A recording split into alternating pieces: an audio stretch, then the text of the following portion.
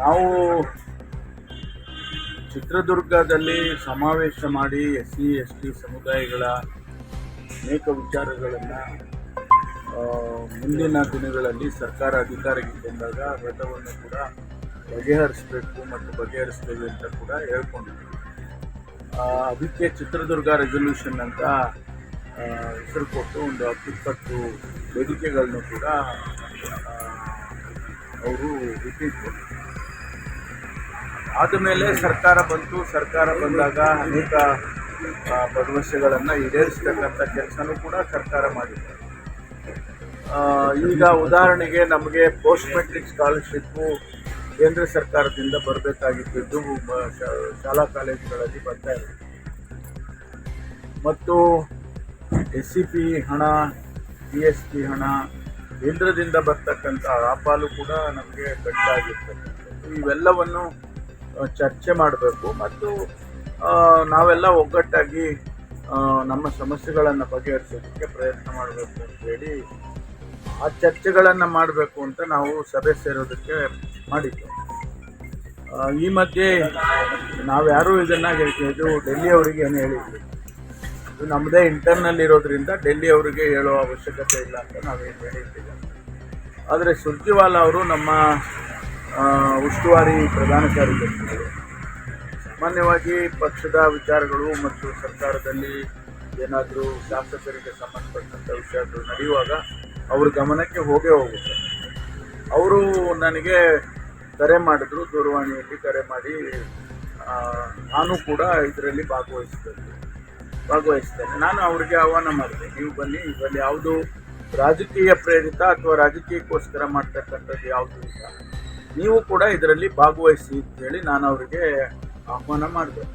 ಅದಕ್ಕೆ ಅವ್ರು ಹೇಳಿದ್ರು, ನಾನು ಈಗ ಆಗೋದಿಲ್ಲ, ನಾವು ಮುಂದೆ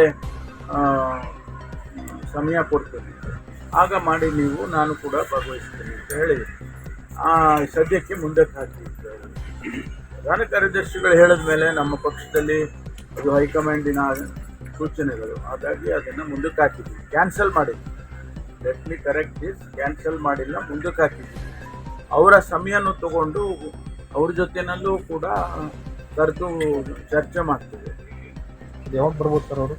ಗೊತ್ತಿಲ್ಲ, ಬರ್ತಾರೋ ಗೊತ್ತಿಲ್ಲ, ಅದ್ರ ನನಗೆ ಗೊತ್ತಿಲ್ಲ. ನಾನು ಅವ್ರನ್ನೂ ಈ ನಮ್ಮ ಪೂರ್ವಭಾವಿ ಸಭೆ ಆಗುವಾಗ ಒಂದು ಹಂತದಲ್ಲಿ ನಾವು ಅವರನ್ನು ಕೂಡ ಆಹ್ವಾನ ಮಾಡಬೇಕು ಅಂತ ಚರ್ಚೆ ಮಾಡುತ್ತೀವಿ.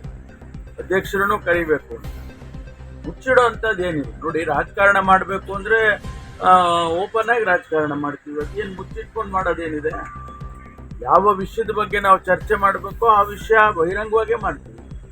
ಅದನ್ನು 4 ಗೋಡೆ ಮಧ್ಯದಲ್ಲಿ ಯಾರಿಗೂ ಗೊತ್ತಾಗದಾಗ ಮಾಡೋ ಅಂಥ ಅವಶ್ಯಕತೆ ಏನೂ ಇಲ್ಲ. ಸಮಸ್ಯೆಗಳು ಅನೇಕ ಜ್ವಲಂತ ಸಮಸ್ಯೆಗಳಿದ್ದಾವೆ. ಇವತ್ತು ದಲಿತ ಸಮುದಾಯಕ್ಕೆ ಆಗ್ತಕ್ಕಂಥ ಅನೇಕ ತೊಂದರೆಗಳ ಬಗ್ಗೆ ಚರ್ಚೆ ಮಾಡಬೇಕಲ್ಲ. ಅಟ್ರಾಸಿಟೀಸ್ಗಳಾಗ್ತವೆ, ಅದ್ರ ಬಗ್ಗೆ ಚರ್ಚೆ ಮಾಡಬೇಕಲ್ಲ. ಈಗ ನಾನೇ ಗೃಹ ಸಚಿವನಿದ್ದೇನೆ, ಅನೇಕ ಕೇಸ್ಗಳನ್ನು ನಾವೆಲ್ಲ ರಿಜಿಸ್ಟರ್ ಮಾಡಿದ್ದೇವೆ. ಆ ಥರದ್ದೆಲ್ಲ ಚರ್ಚೆ ಮಾಡಬೇಕಲ್ವ.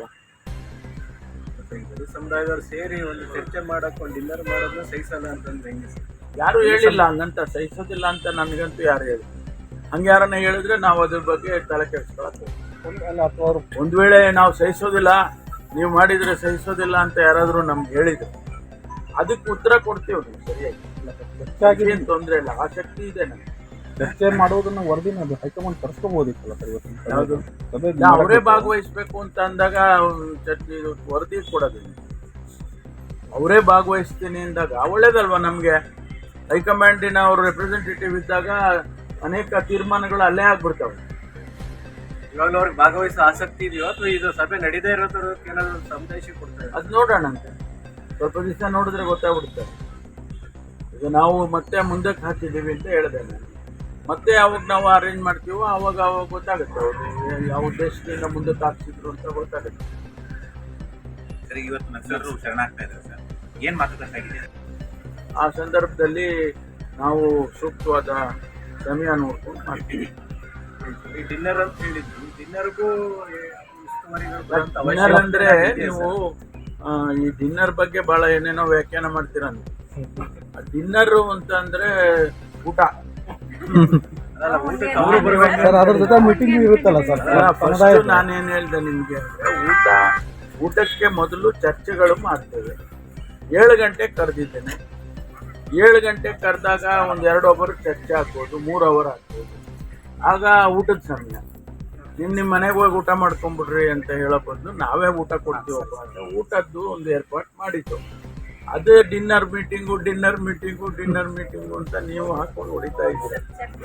ಈಗ ನಾವು ಹೊಡಿಯೋದ್ ಬಿಡಿ ಸರ್, ನಾವು ಹೊಡಿಯೋದ್ ಬಿಡಿ. ಹೈಕಮಾಂಡ್ ಅವರು ಗೊತ್ತಿರ್ಬೇಕಲ್ಲ, ಬರೀ ಡಿನ್ನರ್ಗೆ ಸೇರ್ತಾ ಇದಾರೆ, ಅದನ್ನ ಮಾಡಕ್ ಬಿಟ್ಬಿಡ್ಬೇಕಾಗಿದೆ. ನಾವು ಅವ್ರು ಏನು ಅವರು ಬಂದಿದ್ರಲ್ಲ ನಮ್ಮ ಚಿತ್ರದುರ್ಗ ಸಭೆಗೆ, ಅವರು ಬಂದಿದ್ರು.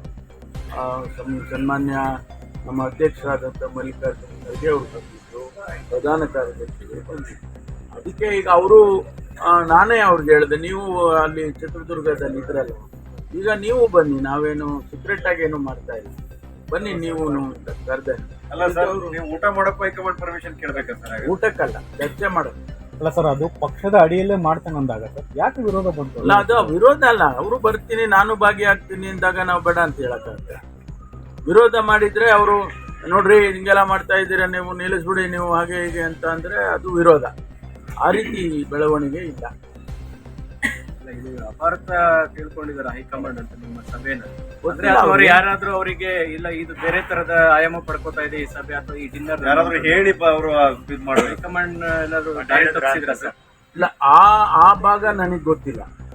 ನನಗೆ ಅಷ್ಟೇ ಗೊತ್ತು, ಅವ್ರು ಕರೆ ಮಾಡಿ ಕೇಳಿದಾಗ ನಾನು ಹೇಳಿದ್ದೇನೆ, ಈ ರೀತಿ ಬನ್ನಿ, ನೀವೇ ಬನ್ನಿ, ಇದರಲ್ಲಿ ಯಾವುದೋ ರಾಜಕೀಯದ ಲೇಪನ ಯಾವುದೂ ಇಲ್ಲ ಇಲ್ಲಿ ಅಂತ ಹೇಳಿ ಕರೆದೆ. ನಾನು ಬರ್ತೀನಿ, ನಾನು ಭಾಗವಹಿಸ್ತೇನೆ, ಮುಂದಕ್ಕೆ ಹಾಕ್ಕೊಳ್ಳಿ ಅಂತ ಹೇಳಿ.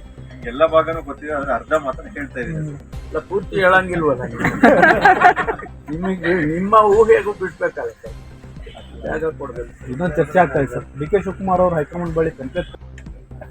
ಈ ವಿಚಾರಣೆ ಇನ್ನೂ ನಡೀತಾ ಇದೆಯಾ? ಇನ್ನು ಎಷ್ಟು ದಿನ ಬೇಕು? ನಾನು ವಿಚಾರ ಮಾಡ್ತೀನಿ, ಜ್ಞಾಪಕ ಮಾಡಿದ್ದು ಒಳ್ಳೆಯದು. ಅಲ್ಲ, ಯಾಕೆ ಸರ್ ಇಷ್ಟು ದಿನಗಳ ಕಾಲ ಬಿಟ್ರಿ ಅಂತ? ಯಾತಕ್ಕೆ ನಿಧಾನ ಆಗಿದೆ ಅಂತ ನೋಡಿ. ಬಿಜೆಪಿ ಒಂದ್ ರೀತಿಯಲ್ಲಿ ಆಹಾರ ಆದಂಗಿಲ್ಲ ಸರ್. ಆಹಾರ ಕೊಡ್ತಾ ಇರ್ತೀವಿ ನಾವು. Thank you. ಮತ್ತಷ್ಟು ಸುದ್ದಿಗಳಿಗಾಗಿ ನೋಡ್ತಾ ಇರಿ ಪಬ್ಲಿಕ್ ನ್ಯೂಸ್ 24x7. ಇದು ಸತ್ಯದ ಧ್ವನಿ.